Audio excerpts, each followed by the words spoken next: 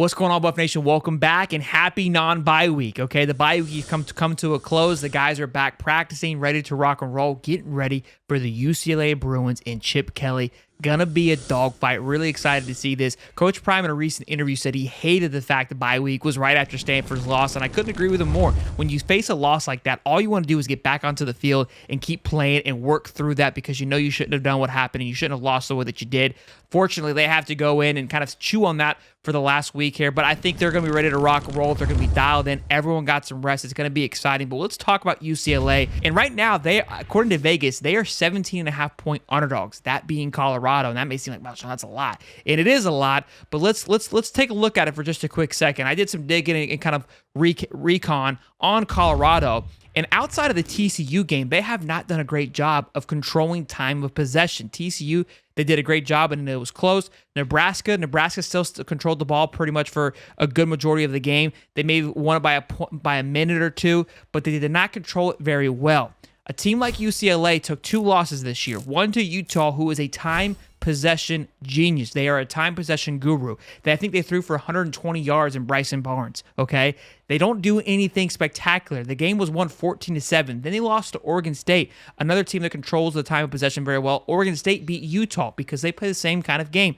Control the possession, great defense, but Oregon State has a better offense that can counter what Utah was able to do. What does that tell us? Colorado has to get better at time management. They can go out there and score within 30 seconds. That's fantastic. The defense goes out, gets maybe one stop. They go out there and score again within 45 seconds. The defense is like, whoa, we're a little tired. And if you try to get into a pissy match with UCLA, which their game and their ability, they can score just as easily, it's not going to bode well for Colorado and the Buffs. Currently, right now, UCLA sits top 20 in offense, top 15 in defense. This is all around a solid, legit team, but they are beatable. If you also go take a look at their games, they struggled against Coastal Carolina week 1. It was 14-13 going into the fourth quarter where UCLA was able to pull away. Why were they able to pull away? Due to depth, right? But if you go look at time of possession, Coastal Carolina crushed them on time of possession. What we saw there was UCLA just being the better team, better athletes, and able to pull themselves away. Coastal Carolina has a very high-octane offense as well, but showed up defensively and kept it close for the ability to get it done. Colorado has to take a look at that, what Coastal Carolina did, because they mimicked them in the sense of having that high-power offense, but go look what they did defensively to keep UCLA on wraps, and as well as Utah. Go look what they did defensively, because Utah, again, did not throw the ball very well. All it took was 14 points to get it done. They kept UCLA to 7 points. I'm not saying Colorado's going to keep UCLA to 7 points, but Colorado has not shown any issues putting up 40 points a game.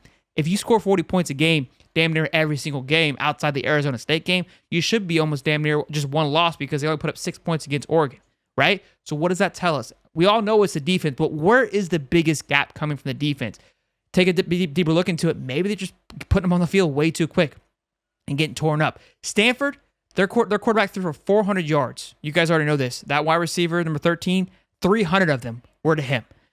You got to make some quick adjustments. When one guy's getting the football, you better put the whole damn team on him too. So we got to see how they make some adjustments there as well. But look, I like this matchup. I think UCLA is going to be going into this. It's at UCLA at 7:30, which is going to be 4:30 their time out there in California. A great time for Colorado and the Buffs to be fired up, ready to rock and roll, coming off the bye. You got to believe that you can win this game. Ignore Vegas, ignore all the noise. You had the same type of the hate and doubt going into that TCU game and had no issues.